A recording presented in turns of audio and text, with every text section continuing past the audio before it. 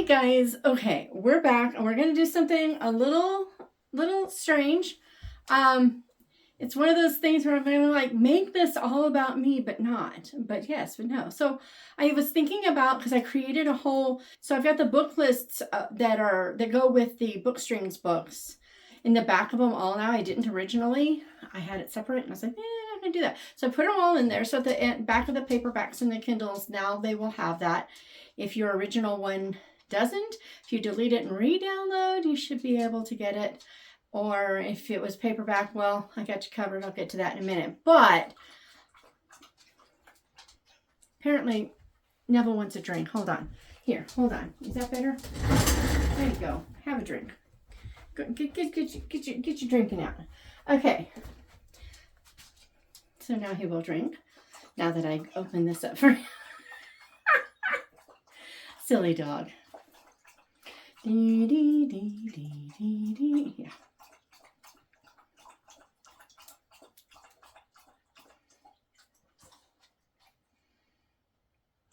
Are you done? No? Apparently not.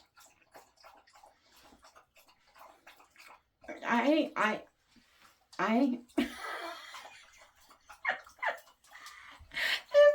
I think he's done, he goes back for more. It's like suddenly he's run a marathon while sitting in the edifice. Yeah, you could get up there. Yeah. Okay. Go on. Go on. Yeah. Get all cozy in my spot. I see how this is. I gotta show this. Hang on.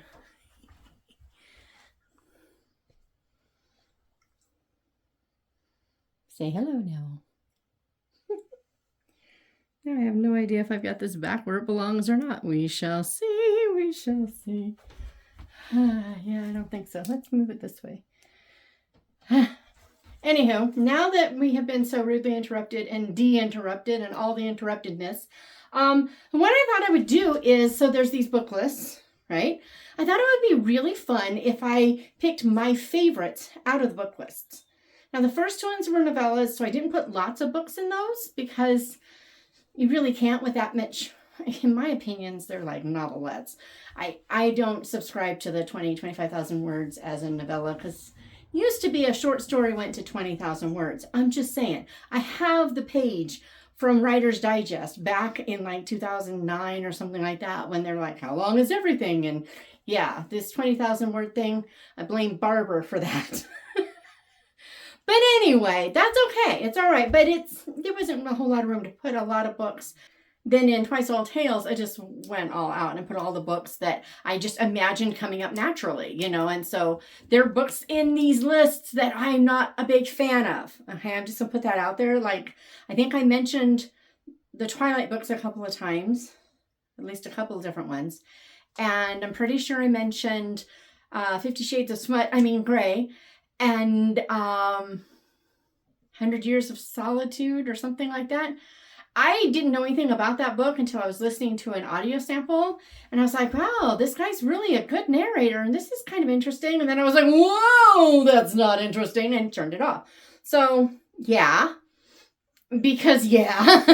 So there are books on that list that I don't necessarily recommend. I just listed all the books that are in there. But then what I did is I went through those lists and I pulled my 3 favorites.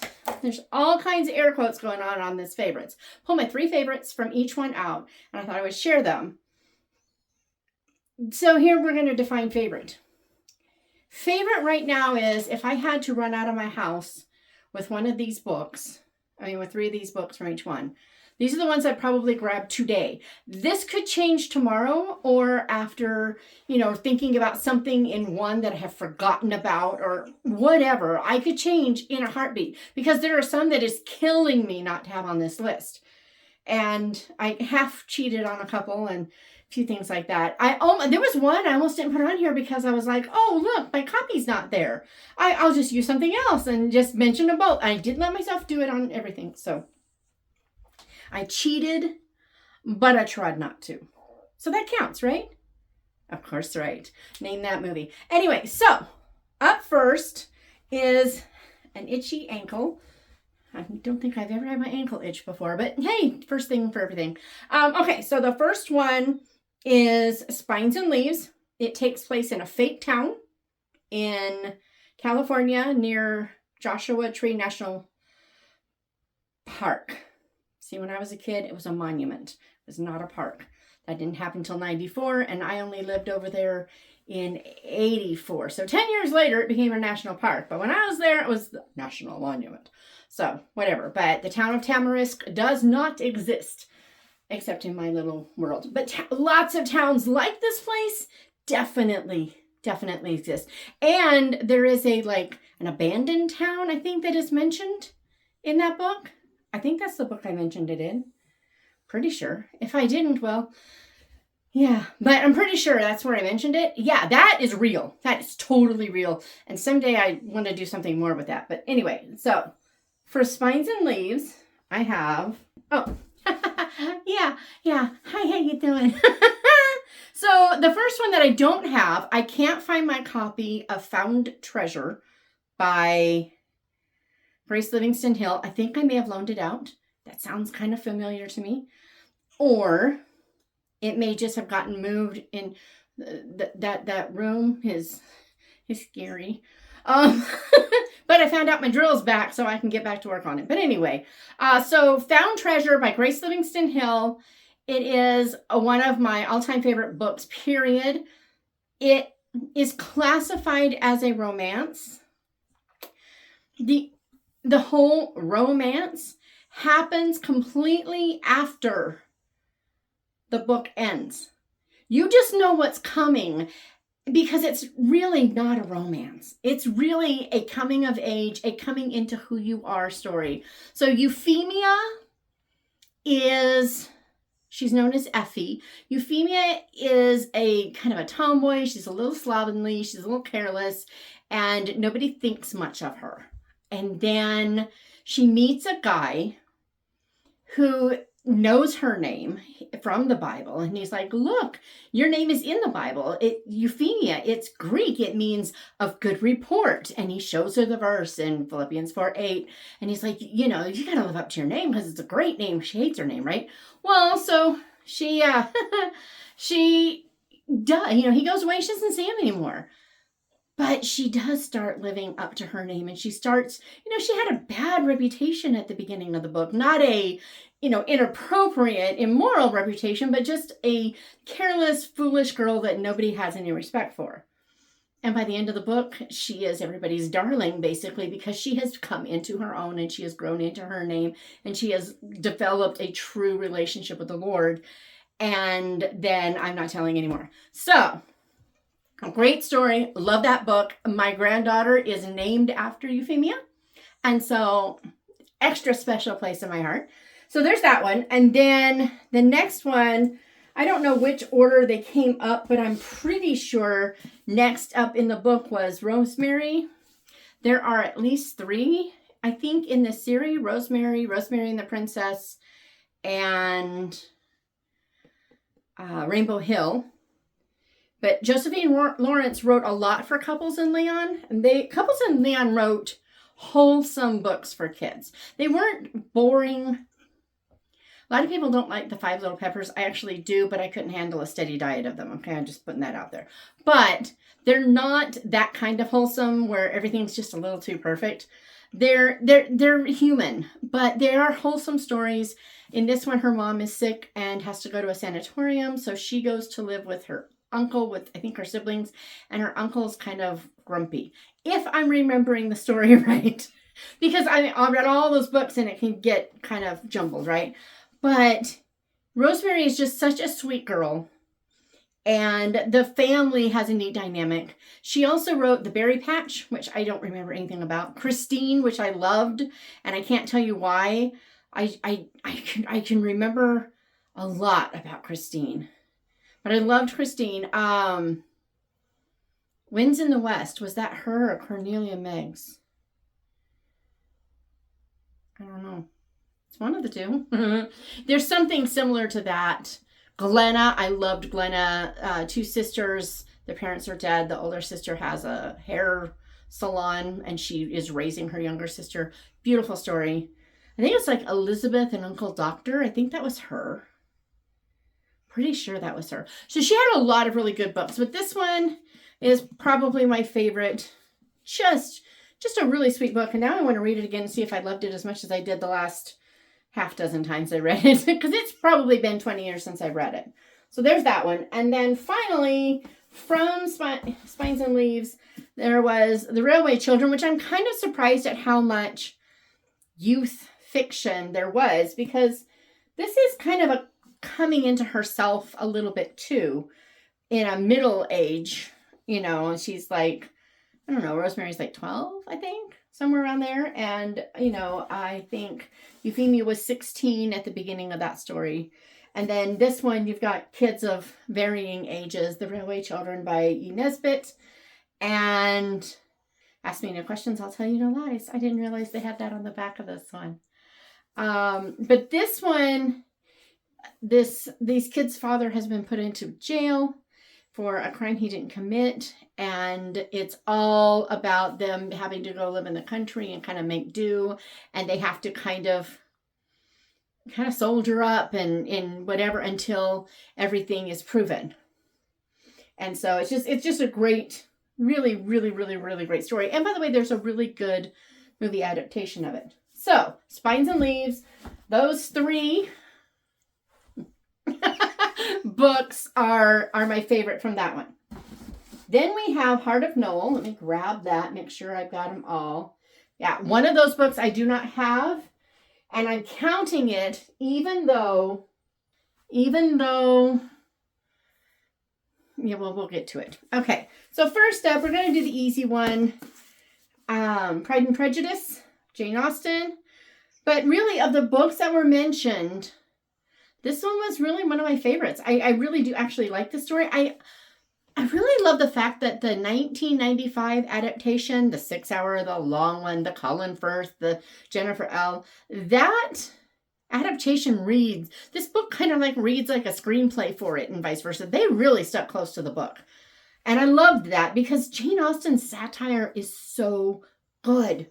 So good. Yeah. So anyway, Pride and Prejudice, it kind of speaks for itself. I don't really need to talk about it, but you'll get the feel. The next one was Our Mutual Friend. And I'm saying it because I love the story. I don't really care for Dickens. And yet 2 Dickens books made it on this thing. Just saying. I don't like his writing. I'm trying so hard. But descriptive writing is not my thing. And there was one book, I cannot remember which one it was. Great Expectations. I think it was that one. I don't know. There was 2 pages at least describing a single room. Or was it 18 pages? It was a lot of pages. But it feels like it was almost like 18 pages, or was it 18 paragraphs? I don't know. It was a lot describing a room. I really couldn't care less. Tell me if it's ornate or not. Tell me if it's cold or warm or, what I need to know about it. But I really don't care how many tassels there are on the curtains. I just don't care. So Dickens isn't my favorite writer, but he is one of my favorite storytellers. And Our Mutual Friend is one of my absolute favorite stories that he wrote. I have 2, and they're both on this list, that are even more than A Christmas Carol. They are my favorites. This one, Our Mutual Friend, there are a couple storylines going on at the same time. You've got a guy who has an inheritance that he has to get, but to get it, he has to marry a very specific girl, which pretty much makes her property. And she's not real happy about this. And then it's just that whole story. And then on the other side, there is a young girl who has kind of a terrible father and a really selfish little brother. And she's trying to put that brother through school. His schoolmaster becomes obsessed with her. Another man shows interest in her, and she has to run from both of them to protect the one and from the other. And it's just, there's a whole lot of stuff, and it all weaves together, and like Dickens does. It's a great story. And the adaptation, I think it's from the 80s. It has Keeley Hawes, a young Keeley Hawes, and it is such a great adaptation. The cinematography is horrific. Okay, I'm just going to say it's terrible cinematography, but they did such a brilliant job with the characters and the acting and Oh, it is so good. So I love the story, Our Mutual Friend. I don't even own a copy of the book, but I counted it because it really is my favorite story, even though it's not my favorite thing. But if you want actual physical books to prove that I have it, I have two here. Now, Parnassus on Wheels is technically the one that I chose because I named the cat Parnassus. In not from this book, but it brought up this book. Christopher Morley is a brilliant storyteller, and this one I love for the story. He tends to philosophize a little bit, and I just realized, am I even saying that right? I have to look it up. Anyway, he does tend to do that, but not as much in this one as in this one. In this one, I love this book for the story. It's just so much fun. This traveling bookstore and all the things they talk about in their adventures and everything. Love this story. This one, it has a totally different type of story. It continues this one a little bit, but it's a different type of story. This one, it almost kind of deals with some like espionage-y kind of stuff. It's kind of weird, but there's so much like discussion and thinking and talking about books and book selling in particular that I loved it. Loved it so much. So I went ahead and put them both on here as one, but for Hart of Noel, it's these plus Our Mutual Friend, if that matters too. Okay, so for Twice Sold Tales, obviously, if you've read it, I keep moving closer. I'm just going to get really close and you're going to see stuff you don't want to see. So, so obviously there's a whole lot of Narnia inspired stuff in this one. The little boy Benny starts reading Narnia, and I'm going to say he's an unusual Halloween costume that is Narnia inspired. So there's that, but I love these. These are from the Folio Society. I love my Narnia books. I've got a couple of sets, but this one's my favorite. I love Narnia because second grade, Mrs. Elkins reading it to us in her really deep Estonian accent, and it just made the whole story that much more magical and exotic. You know, with her roar. She's just like 5 foot nothing. She's this tiny little thing. And she just, she's sitting there and she looks like she couldn't crush an ant without practically wiping herself out. She's just this tiny little thing. But man, can that woman roar. She just, I was like, whoa. So it's great memories. But yeah, this book is definitely probably my favorite. It's not my favorite of all three of these. But it's, because I can get away with it, it's my favorite children's book in this set. Yeah, we're going to go with that. And then in that one, Harper buys a few copies of this Extraordinary Deaths of Mrs. Kipp because people keep asking for it. And she wants to find out what the big deal is. And loved this book so much. But yeah, The Extraordinary Deaths of Mrs. Kipp. This book, it won't gut you. But like I was talking to Sara, this one, I started off laughing. I was cracking up at the very beginning of this book. And you know what's going on. She's going to hospice. You know you're going to be upset. And it does just rip your heart out, stomp on it, shred it into, taco meat and shove it back in and hope it still works, right?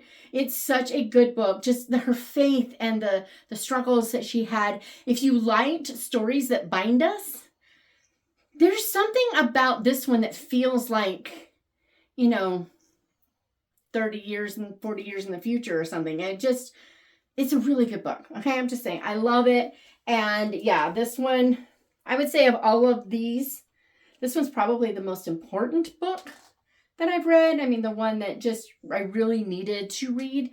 The other ones might actually stick with me longer. Maybe, I don't know. But this one, yeah. And it's a beautiful cover. I really love the design work they did on it. So there's that. And then I almost didn't do this because it's such a giveaway, and I mentioned it and C.S. Lewis Narnia so much, but I had to. Tree Grows in Brooklyn by Betty Smith. This book, you will not enjoy this book if you don't like books that aren't linear. because this one doesn't even like flip-flop between a couple of time periods like a time split novel. This one literally jumps all over the place and you never know where you're going to be. She could be 12 today. We could be talking about her parents tomorrow. She could be 7 to, 6, chapters later, and then, let's go to 16. I mean, it's just kind of all over the place. It worked for me. It doesn't bother me, but if you get confused, if that frustrates you, you won't enjoy it. But it is such a great story. Really gives a good picture of Brooklyn at the turn of the 20th century. And I'm telling you, I was Francie, but in, Ventura, California, 80s, as opposed to Brooklyn in the early first decade. I have a dog snoring now. Okay. Enjoy the snore. So, but definitely, and I'm going to say the reason is this was the very first book that I ever finished, immediately turned back to the front and started reading again. I was 12, and it's also the book that made me want to write. And it's because in there the teacher says, tell the truth, write what should have happened. And that took away my problem with the truth. Because I had a problem with the truth as a kid. It wasn't like I was a big fat liar. But I hated the truth because it was never what I thought it should be. And so I felt like I was lying even when I was telling the truth. And I knew I was able to differentiate between the two, which is a really good thing. Because otherwise I would have been a huge liar, right? But I didn't like what truth was, and I wanted it different, and this made it possible. This is what made me go, oh, I can rewrite it in my head and figure out how it should have been, and that's all I need to be able to be content with, whatever has happened. So, for Twice Old Tales, it's the blue books. I was obviously in my blue period. But yeah, these three are my favorites. And Twice Old Tales has an enormous list of books. Enormous. And then you're going to get a sneak peek at what you'll find mentioned in Clock Tower Bound. So in Clock Tower, there's a huge emphasis on kids' literature. Huge. Lot of middle grade. Lot of picture books, especially. Not a whole lot of YA. Sorry. But my favorite of the picture books, so I went with, let's break this up. My favorite of the picture books is a little more beautiful. This is a Waxwings book. The illustrations are stunning. But it's about this little girl who watches, if you like cats, she watches this older woman who, that's her mission in life, is to make the world a little more beautiful every day. I don't even know if you can see this. And so she does. And then, isn't that pretty? See, she's watching. And then one day the girl notices that she can't find the woman. So she decides she's going to do it. And then she goes around and does it herself. And then she finds out where the woman is and goes and tells her all about it. It's beautiful. It's by Sara Mackenzie from the Read Aloud Revival. And I truly love this book. Middle grade, I had the hardest time. There were so many. I mean, there's like Kate Albus, Place to Hang the Moon, Nothing But Miracles. Those were hard. Obviously, there's, hang on. Road Trip Rescue, which is like the book opens with the Kickstarter for this. I'm just saying. And, so there was quite a few. But I chose The Saturdays by Elizabeth Enright because Elizabeth Enright is probably one of my favorite, if not my favorite middle grade author. I love her so much. The Saturdays is about, I think there are 4 siblings. There might be 5. I think there's 4 because the one of the books is then there were 5. So there's got to be 4, right? But in this one, these siblings, they each get an allowance, but there's not a lot they can do with their allowance. So they pool their allowances together. And that means that they have more money on allowance day. which is kind of cool if you think about it, because that means that the littler kids who don't get as much actually can have as much fun on their turn as the older kids who, if they just save their money for their once a month, right? Then they could have an even bigger experience, but they don't. They pool their money and then they have their Saturday experience doing whatever it is they want to do. And it's just super fun. It says there's 4 books. I felt like there were 5, but the Saturdays, the 4-story mistake, then there were 5, and Spiderweb for 2. She also wrote Gone Away and Return to Gone Away. So there's those. But yeah, the Saturdays, I don't know. I'm trying to decide if I could only read this one again or A Place to Hang the Moon again. That's not fair, because I've read this one probably 20 times. So of course I would choose A Place to Hang the Moon, which I've only read once. But I would have a hard time not choosing this one, even though I've read it 20 times and I've only read that one once. I hope that one becomes that kind of a classic, because I think it should.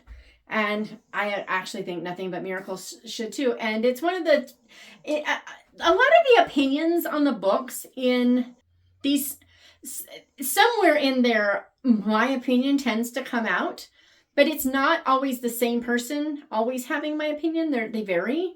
And so because of that, there's a lot of opinions that I totally disagree with, but I absolutely agree with Anne when she goes on a rant about the Nothing But Miracles. So there's that. Then my final one is actually, mine comes in a 2-volume set. It's my next Dickens. I mean, obviously there's good old Charlie, but this is my Little Dorrit set. And Little Dorrit is my second favorite story by him. It's almost as much of a favorite as Our Mutual Friend. It's right up there. I love her character, and I learned so much just from observing how she responded to things, how she does what's right even when she's in such a ridiculous situation, when you want to smack her father. And again, I actually have not read these. I bought them to make myself read them. I decided if I had something pretty, these have illustrations and a bookmark that just fell out. Oh, I didn't notice the end papers. Those are nice. But I got a really pretty set to make myself read them, because here's the deal. I don't enjoy reading him, but I've seen the most recent adaptation. I've seen 2 adaptations. The most recent one is the one I really, really like. And I've been told it's more accurate. Not in play-by-play. I think they're both, actually stick to the storyline. But the feel of the story and the picture of what happens. So in Dorrit, there's 2 stories that collide. In the same way that Our Mutual Friend does. But in this one, you've got the story of Little Dorrit. Her father is in the Marshalsea, a debtor's prison. And, she comes and goes, works so that they can have money. And her father, this is beneath them, and he thinks she's just terrible for doing this. Her sister is an actress or a dancer. I think she's a dancer. And she is just... she's a piece of work. Her brother is very foolish. She is the only one with any sense. She was born in the debtor's prison. But because the debt is her father's, she's allowed back and forth. So she tries to earn money so they can actually eat. Minor things like eat. And so in this one, she ends up working for this Mrs. Clennam. Now, Mrs. Clennam, that family has this business, and her husband left, and there's a whole story there. I'm afraid to tell too much. I'm trying to be really careful. But she lives in like this decrepit old house, and everything's crumbling around her. And there's just a whole lot of Dickens-esque like metaphors and subtext metaphors and everything going on. It's a great story, and I love the adaptation. I just dread reading that book, but I'm going to do it because yes. So these 3 are my favorite from Clock Tower Bound. This was hard. There were so many. But I'm going to say these three are my favorite. And if I go with my favorite copy, it would be these, because I love these copy. I love the Dickens in the dual sets, because nothing else, it just shows how excessively wordy he is, because the entire story could definitely be told in one of these. I'm just saying. But story-wise, I have to go with the Saturdays just because I love it so much. But this is such a close second, it seems ridiculous. So anyway, those are my favorites from the book list. I have put, I'll put the link in the description. I put all the book lists in a PDF so that you can find them easy and, you know, request from libraries and do whatever. And you don't have to like fight to flip through and find them. And like I said, I have put them at the end of the books now because, you know, it's just one of those things where it's actually didn't click that, no, somebody might actually prefer that. I don't know what I was thinking. I was thinking, you know, separate, printed out. And so I removed the old one from the website. I'm putting this one up and everything will be good. So if you've read any of them, what were your favorite books in there?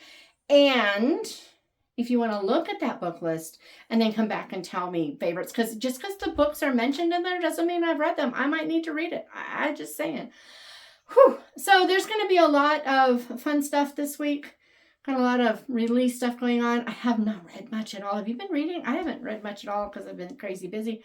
We have a guest for a week. So we got lots going on around here. But my husband might get the okay to walk this week. It won't be until at least Friday, I'm sure, but he might actually get the okay to walk. I'm so excited. We find out tomorrow if he gets his x-rays or not. So, but I am looking forward to the release of the book and chatting about all the bookness. So yeah, please do tell me what is your favorite book on those lists, or books or ones that you think I should read and all that stuffness. And I'll see you Thursday with something.